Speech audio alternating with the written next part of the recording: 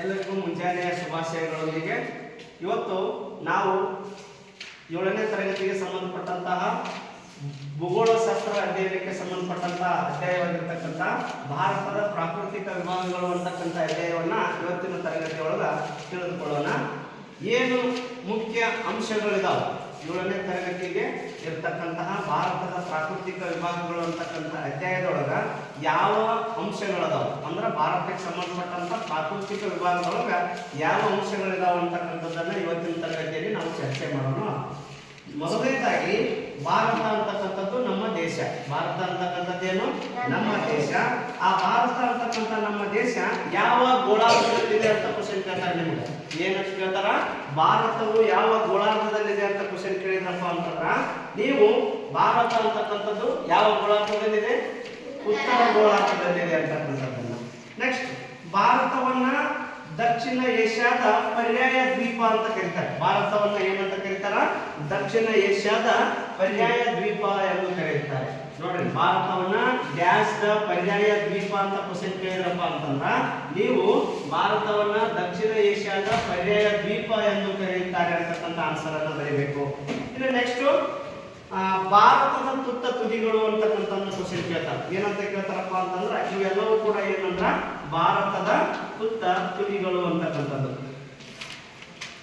ಇನ್ನು ಇದರಂತ ಕರ್ನಾಟಕದ ತುತ್ತ ತುದಿಗಳು ಕೂಡ ನೆಕ್ಸ್ಟ್ ಇದೇ ಪಾಠದೊಳಗೆ ಐತಿ. ಇದು ಹೆಂಗ ಸೇಮ್ ಭಾರತದ ಪ್ರಾಕೃತಿಕ ವಿಭಾಗ ಐತಲ್ಲ, ಇದೇ ಅಧ್ಯಾಯದೊಳಗ ಕರ್ನಾಟಕದ ಪ್ರಾಕೃತಿಕ ವಿಭಾಗಗಳು ಅಂತಕ್ಕಂಥದ್ದು ಕೂಡ ಐತಿ. ಅದರಂತೆ ಮೊದಲನೇದಾಗಿ ಭಾರತದ ಉತ್ತರಕ್ಕೆ ಯಾವ ದೇಶ ಐತಪ್ಪ ಅಂತಂದ್ರ ಕಾಶ್ಮೀರ ಅಂತಕ್ಕಂಥ ದೇಶ ಐತಿ. ಯಾವ್ದೈತಿ? ಕಾಶ್ಮೀರ ಅಂತಕ್ಕಂಥ ದೇಶ ಐತಿ. ಇನ್ನು ಭಾರತದ ದಕ್ಷಿಣಕ್ಕೆ ಯಾವ ದೇಶ ಐತಪ್ಪ ಅಂತಂದ್ರ ಕನ್ಯಾಕುಮಾರಿ ಅಂತಕ್ಕಂಥ ದೇಶ, ಕನ್ಯಾಕುಮಾರಿ ಅಂತಕ್ಕಂಥದ್ದು ಐತಿ, ತಮಿಳುನಾಡು. ಇನ್ನು ನೆಕ್ಸ್ಟ್, ಭಾರತದ ಪಶ್ಚಿಮಕ್ಕೆ ಅಂತ ಬಂದ್ರ ಕಚ್ ಅಂತಕ್ಕಂಥ ಪ್ರದೇಶ. ಈ ಕಚ್ ಅಂತಕ್ಕಂಥ ಪ್ರದೇಶ ಯಾವ ರಾಜ್ಯದೊಳಗೆ ಬರುತ್ತಪ್ಪ ಅಂತಂದ್ರ ಗುಜರಾತ್ ರಾಜ್ಯದೊಳಗೆ ಬರುತ್ತೆ. ಯಾವ ರಾಜ್ಯದೊಳಗೆ ಬರುತ್ತಾ? ಗುಜರಾತ್ ರಾಜ್ಯದೊಳಗೆ. ಇನ್ನು ನೆಕ್ಸ್ಟ್, ಭಾರತದ ಪೂರ್ವಕ್ಕೆ ಅಂತ ಬಂದಾಗ ಅರುಣಾಚಲ ಪ್ರದೇಶ ಅಂತಕ್ಕಂತಹ ರಾಜ್ಯ ಬರುತ್ತೆ. ಯಾವ ರಾಜ್ಯ ಬರುತ್ತಾ? ಅರುಣಾಚಲ ಪ್ರದೇಶ ಅಂತಕ್ಕಂಥ ರಾಜ್ಯ ಬರುತ್ತಾ. ಇನ್ನು ನೆಕ್ಸ್ಟ್, ನಾವು ಭಾರತವನ್ನ ಅಕ್ಷಾಂಶಿಕವಾಗಿ ಮತ್ತು ರೇಖಾಂಶಿಕವಾಗಿ ನೋಡೋದಾದ್ರ ಭಾರತ ಅಕ್ಷಾಂಶಿಕವಾಗಿ 8 ಡಿಗ್ರಿ ಇಂದ 37 ಡಿಗ್ರಿ ಉತ್ತರ ಅಕ್ಷಾಂಶದವರೆಗೆ ಏನಾಗೈತಪ್ಪ ಅಂತಂದ್ರೆ ವಿಸ್ತರಣೆಯನ್ನ ಹೊಂದಿದೆ. 37 ಡಿಗ್ರಿ ವರೆಗೆ. ಇನ್ನು ನೆಕ್ಸ್ಟ್, ಭಾರತ ರೇಖಾಂಶಿಕವಾಗಿ 68 ಡಿಗ್ರಿಯಿಂದ 97 ಡಿಗ್ರಿ ಪೂರ್ವ ರೇಖಾಂಶದವರೆಗೆ ಏನಾಗೈತಪ್ಪ ಅಂತಂದ್ರ ಹಬ್ಬಿದೆ ಅಂತಕ್ಕಂಥದ್ದು. ನೋಡ್ರಿ, ಫಸ್ಟ್ ಅಕ್ಷಾಂಶಿಕವಾಗಿ ಅಂತ ಬಂದಾಗ 8 ಡಿಗ್ರಿಯಿಂದ 37 ಡಿಗ್ರಿವರೆಗೆ. ಇನ್ನು ರೇಖಾಂಶಿಕವಾಗಿ ಅಂತ ಬಂದಾಗ 68 ಡಿಗ್ರಿಯಿಂದ 97 ಡಿಗ್ರಿ ಪೂರ್ವ ರೇಖಾಂಶದವರೆಗೆ. ಇನ್ನು ನೆಕ್ಸ್ಟ್, ಅಕ್ಷಾಂಶಿಕ ಅಂದ್ರೆ 8 ಡಿಗ್ರಿಯಿಂದ 37 ಡಿಗ್ರಿ ಉತ್ತರ ಅಕ್ಷಾಂಶದವರೆಗೆ ಅಂತಕ್ಕಂಥದ್ದು. ಇನ್ನು ನಮ್ಮ ಭಾರತ ದೇಶದ ಮಧ್ಯಭಾಗದೊಳಗ ಯಾವ್ದಪ್ಪ ಅಂತಂದ್ರ ಕರ್ನಾಟಕ ಸಂಕ್ರಾಂತಿ ವೃತ್ತ ಮಧ್ಯಭಾಗದಲ್ಲಿ ಹಾದು ಹೋಗಿದೆ. ಯಾವ್ದ್ರೊಳಗ?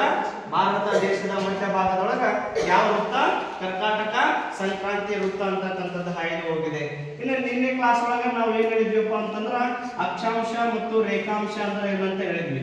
ಅದಕ್ಕ ಟ್ರಿಕ್ ಕೂಡ ಹೇಳಿದ್ವಿ ನಾವು. ಪ ಪು ಆ ಅಂತಕ್ಕಂಥದ್ದು ನೆನ್ಪಿಟ್ಕೊಳ್ರಿ ಅಂತ ಹೇಳಿದ್ವಿ. ಇನ್ನು ರೇಖಾಂಶ ಅಂತಂದ್ರ ಉ ದ ರ ಅಂತಕ್ಕಂಥದ್ದು ಅಂತ ಹೇಳಿದ್ವಿ. ಅಂದ್ರೆ ಏನು? ಪೂರ್ವದಿಂದ ಪಶ್ಚಿಮಕ್ಕೆ ಎಳೆದಿರುವ ಕಾಲ್ಪನಿಕ ರೇಖೆಗೆ ಏನಂತ ಕರಿತೀವಿ ನಾವು? ಅಕ್ಷಾಂಶ ಅಂತ ಕರಿತಿದ್ವಿ ಅಂತಕ್ಕಂಥದ್ದು. ನೆಕ್ಸ್ಟ್, ಉತ್ತರದಿಂದ ದಕ್ಷಿಣಾಭಿಮುಖವಾಗಿ ಎಳೆದಿರುವ ಕಾಲ್ಪನಿಕ ರೇಖೆಗಳಿಗೆ ಏನಂತ ಕರಿತೀವಿ? ರೇಖಾಂಶ ಅಂತಕ್ಕಂಥದ್ದನ್ನ ಕರಿತೀವಿ ಅಂತ ಹೇಳಿದ್ವಿ. ಹೌದಾ? ಇನ್ನು ನೆಕ್ಸ್ಟ್ ಯಾವ್ದು ಹೇಳ್ಬೇಕಪ್ಪ ಅಂತಂದ್ರ ಇನ್ನು ಭಾರತದ ನೆರೆಹೊರೆಯ ದೇಶಗಳು. ನಮ್ದು ಯಾವ ದೇಶ? ಭಾರತ ದೇಶ. ಆ ಭಾರತ ದೇಶದ ಅಕ್ಕಪಕ್ಕಕ್ಕೆ ಇರ್ತಕ್ಕಂತಹ ದೇಶಗಳು ಅಂತಕ್ಕಂಥದ್ದು. ಅವುಗಳನ್ನ ಹೆಂಗ ವಿಂಗಡಣೆ ಮಾಡಿದಾರಪ್ಪ ಅಂತಂದ್ರ ಈ ಭಾರತದ ವಾಯುವ್ಯಕ್ಕೆ ಅಂತ ಬಂದಾಗ ನೋಡ್ರಿ, ಇದು ಉತ್ತರ, ಇದು ದಕ್ಷಿಣ, ಇದು ಪೂರ್ವ, ಇದು ಪಶ್ಚಿಮ ಅಂತಕ್ಕಂಥದ್ದು. ವಾಯುವ್ಯ ಅಂತ ಬಂದಾಗ ಇಲ್ಲಿ ದಿಕ್ಕುಗಳನ್ನ ಪೂರ್ವ ಮತ್ತು ದಕ್ಷಿಣದ ನಡುವೆ ಬರ್ತಕ್ಕಂಥದ್ದು ಯಾವ್ದಪ್ಪ? ಆಗ್ನೇಯ. ದಕ್ಷಿಣ ಮತ್ತು ಪಶ್ಚಿಮದ ನಡುವೆ ಬರ್ತಕ್ಕಂಥದ್ದು ಯಾವುದು? ನೈಋತ್ಯ. ಪಶ್ಚಿಮ ಮತ್ತು ಉತ್ತರದ ನಡುವೆ ಬರ್ತಕ್ಕಂಥದ್ದು ಯಾವುದು? ವಾಯುವ್ಯ. ಇನ್ನು ನೆಕ್ಸ್ಟ್, ಉತ್ತರ ಮತ್ತು ಪೂರ್ವದ ನಡುವೆ ಬರ್ತಕ್ಕಂಥದ್ದು ಯಾವುದು? ಈಶಾನ್ಯ ಅಂತಕ್ಕಂಥದ್ದು. ಇನ್ನ ನಿಮಗೆ ಇವು ಅತ್ಯಂತ ಸರಳವಾಗಿ ನೆನಪಿಟ್ಕೋಬೇಕಂತಂದ್ರೆ ಈ ರೀತಿಯಾಗಿ ಒಂದು ಲೈನ್ ಹಾಕೊಂಡು ಉತ್ತರ, ದಕ್ಷಿಣ, ಪೂರ್ವ, ಪಶ್ಚಿಮ ಅಂತ ಹಾಕೊಂಡು ಇಲ್ಲಿಂದ ಸ್ಟಾರ್ಟ್ ಮಾಡ್ಕೊಂಡು ಬಿಡ್ಬೇಕು ನೀವು. ಪೂರ್ವ ಮತ್ತು ದಕ್ಷಿಣದ ನಡುವೆ ಆಗ್ನೇಯ ಅಂತ ಬರೆದ್ರಿ ಅಂತಂದ್ರ ನೈಋತ್ಯ, ವಾಯುವ್ಯ, ಈಶಾನ್ಯ ಈ ರೀತಿಯಾಗಿ ಬರ್ಕೊಂಡ್ರಿ ಅಂತಂದ್ರ ಇವು ಉಪದಿಕ್ಕುಗಳು ಕೂಡ ಏನಾಗ್ತಾವ ಸರಳವಾಗಿ ಅರ್ಥ ಆಗ್ತಾವ. ಇನ್ನು ನೋಡ್ರಿ, ವಾಯುವ್ಯಕ್ಕೆ ಯಾವ ದೇಶ ಐತೆ ಅಂತ ಹೇಳ್ಯಾರ? ಪಾಕಿಸ್ತಾನ ಮತ್ತು ಅಫ್ಘಾನಿಸ್ತಾನ ಐತೆ ಅಂತ ಹೇಳಿದಾರ. ನೋಡ್ರಿ, ವಾಯುವ್ಯ ಅಂತಂದ್ರೆ ಈ ಭಾಗದೊಳಗೆ ಯಾವ ದೇಶಗಳದಾವು? ಪಾಕಿಸ್ತಾನ ಮತ್ತು ಅಫ್ಘಾನಿಸ್ತಾನ ಅಂತಕ್ಕಂಥ ದೇಶಗಳಿದಾವ. ನೆಕ್ಸ್ಟ್ ಭಾರತದ ಉತ್ತರಕ್ಕೆ, ಉತ್ತರ ಭಾಗ ಇಲ್ಲಲ್ಲ, ಭಾರತದ ತುತ್ತ ತುದಿ ಅಂತಂದಾಗ ಯಾವ್ದು ಹೇಳಿದ್ವಿ? ಉತ್ತರದ ತುತ್ತ ತುದಿ ಅಂತಂದಾಗ ಕಾಶ್ಮೀರ ಅಂತಕ್ಕಂಥದ್ದನ್ನು ಹೇಳಿದ್ವಿಲ್ಲ. ಇನ್ನು ಭಾರತದ ಉತ್ತರಕ್ಕೆ ಇರ್ತಕ್ಕಂಥ ದೇಶಗಳು ಅಂತ ಬಂದಾಗ ಭೂತಾನ್, ನೇಪಾಳ, ಚೀನಾ. ನೋಡಿ, ನೇಪಾಳ, ಭೂತಾನ್, ಚೀನಾ ಅಂತಕ್ಕಂಥದ್ದು. ಇನ್ನು ಭಾರತದ ಪೂರ್ವಕ್ಕೆ ಬಾಂಗ್ಲಾದೇಶ ಐತಿ, ಮಯನ್ಮಾರ್ ಐತಿ. ಪೂರ್ವ ಅಂದ್ರೆ ಯಾವ ಕಡೆ? ಈ ಕಡೆ ಅಲ್ವಾ ಬಾಂಗ್ಲಾದೇಶ ಮತ್ತು ಮಯನ್ಮಾರ್ ಅಂತಕ್ಕಂಥ ದೇಶಗಳು ಕೂಡ ಆದವು. ಇನ್ನು ನೆಕ್ಸ್ಟ್ ಆಗ್ನೇಯ ಅಂತಂದ್ರ ಇಲ್ಲಿ ಇರ್ತಕ್ಕಂಥದ್ದು. ಆಗ್ನೇಯ ಅಂದ್ರೇನು? ಇಲ್ಲಿ ಯಾವ ದೇಶ ಐತಪ್ಪ ಅಂತಂದ್ರ ಶ್ರೀಲಂಕಾ ಅಂತಕ್ಕಂಥದ್ದು ಐತಿ. ಆ ಶ್ರೀಲಂಕಾ ಪಾಕ್ ಜಲಸಂಧಿ ಮತ್ತು ಮನ್ನಾರ್ ಕಾರ್ಯಗಳಿಂದ ಭಾರತದಿಂದ ಏನಾಗೈತಪ್ಪ ಅಂತಂದ್ರ ಬೇರ್ಪಡೆಯಾಗಿದೆ. ಯಾವ್ದು ಬೇರ್ಪಡೆ ಆಗೈತಿ? ಈ ಶ್ರೀಲಂಕಾ ಅಂತಕ್ಕಂಥದ್ದು ಯಾವ ಜಲಸಂಧಿ ಮತ್ತು ಕಾರ್ಯಗಳಿಂದ ಬೇರ್ಪಡೆ ಅಂತಂದ್ರ ಪಾಕ್ ಜಲಸಂಧಿ ಮತ್ತು ಮನ್ನಾರ್ ಕಾರ್ಯಗಳಿಂದ ಬೇರ್ಪಡೆಯಾಗಿದೆ ಅಂತಕ್ಕಂಥದ್ದು. ಇನ್ನು ನಂತರ ಇದು ಇಷ್ಟ ಅಲ್ಲ, ಭಾರತವನ್ನ ಸುತ್ತುವರೆದಿರುವ ಜಲಭಾಗಗಳು ಅಂತ ಕ್ವಶನ್ ಕೇಳ್ತಾರೆ. ಏನಂತ ಕೇಳ್ತಾರ? ಭಾರತವನ್ನ ಸುತ್ತುವರೆದಿರುವ ಜಲಭಾಗಗಳು ಅಂತ ಬಂದಾಗ ಇನ್ನ ಪೂರ್ವಕ್ಕೆ ಯಾವ್ದೈತಪ್ಪ ಅಂತ ಕೇಳ್ತಾರ. ಪೂರ್ವಕ್ಕೆ ಯಾವ್ದೈತಿ? ಯಾವುದು? ಬಂಗಾಳ ಕೊಲ್ಲಿ. ಪಶ್ಚಿಮಕ್ಕೆ ಯಾವುದು? ಅರಬ್ಬಿ ಸಮುದ್ರ. ಇನ್ನ ದಕ್ಷಿಣಕ್ಕೆ ಯಾವುದು? ಹಿಂದೂ ಮಹಾಸಾಗರ ಅಂತಕ್ಕಂಥದ್ದು. ಇಷ್ಟು ಏನಪ್ಪಾ ಅಂತಂದ್ರೆ ನಿಮಗ ಭಾರತಕ್ಕೆ ಅಥವಾ ಭಾರತದ ಪ್ರಾಕೃತಿಕ ವಿಭಾಗದೊಳಗ ಇದು ಭಾರತಕ್ಕೆ ಸಂಬಂಧಪಟ್ಟಂತ ಅಂಶ. ಇನ್ನು ನೆಕ್ಸ್ಟ್ ಭಾರತದ ತುತ್ತ ತುದಿಗಳು, ಆನಂತರ ಭಾರತ ಅಕ್ಷಾಂಶಿಕವಾಗಿ ಮತ್ತು ರೇಖಾಂಶಿಕವಾಗಿ ಭಾರತದ ನೆರೆಹೊರೆಯ ದೇಶಗಳು, ನಂತರ ಭಾರತದ ಅಥವಾ ಭಾರತವನ್ನ ಸುತ್ತುವರೆದಿರುವ ಜಲಭಾಗಗಳು ಅಂತಕ್ಕಂಥದ್ದು.